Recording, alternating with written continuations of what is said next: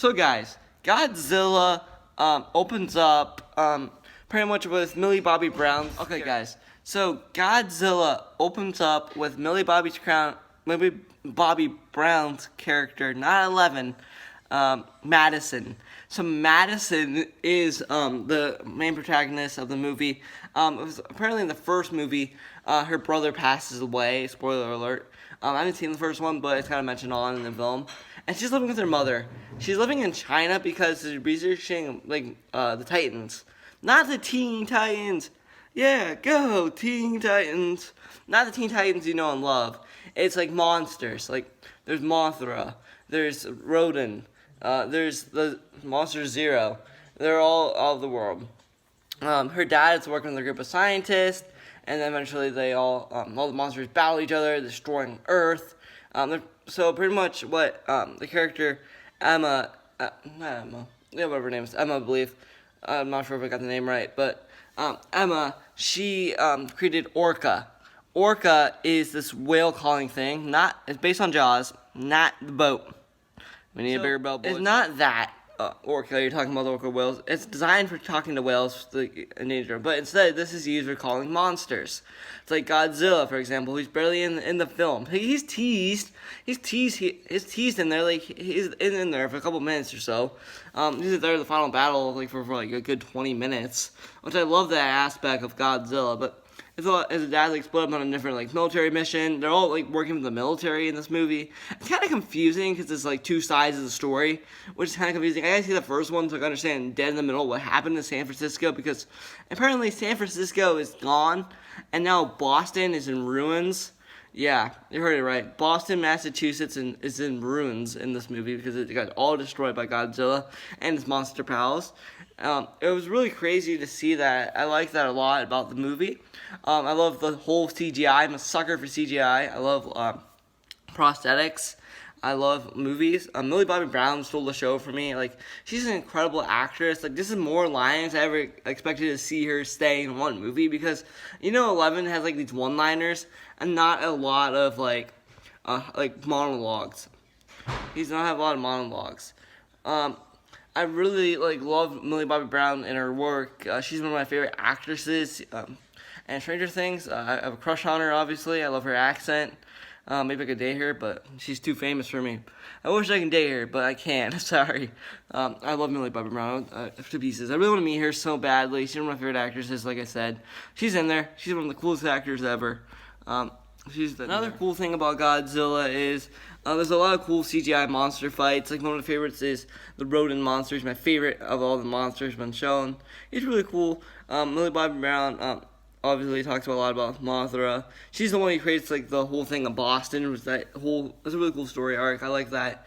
I love all the CGI jets rooming through, and I love all the vehicles that are used in the film.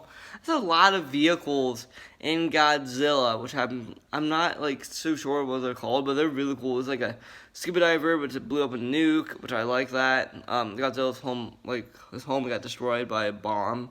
It's pretty much the government trying to take down the animals, which is crazy.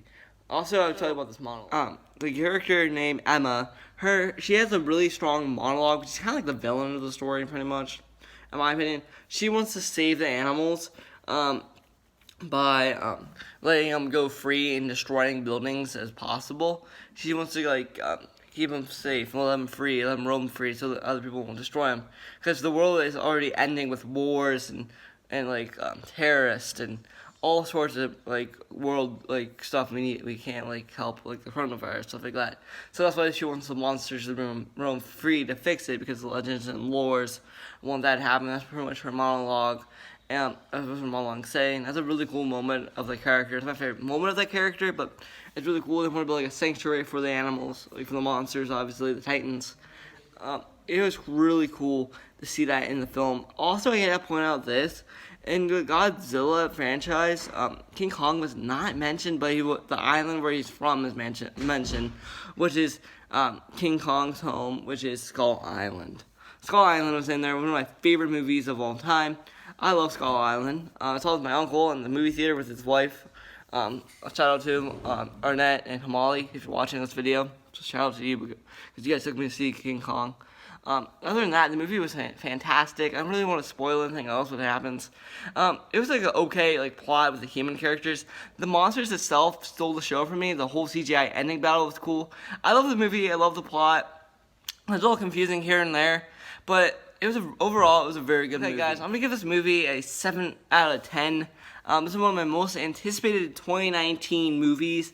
I really was looking forward to this movie, and I saw it, and I adored the film.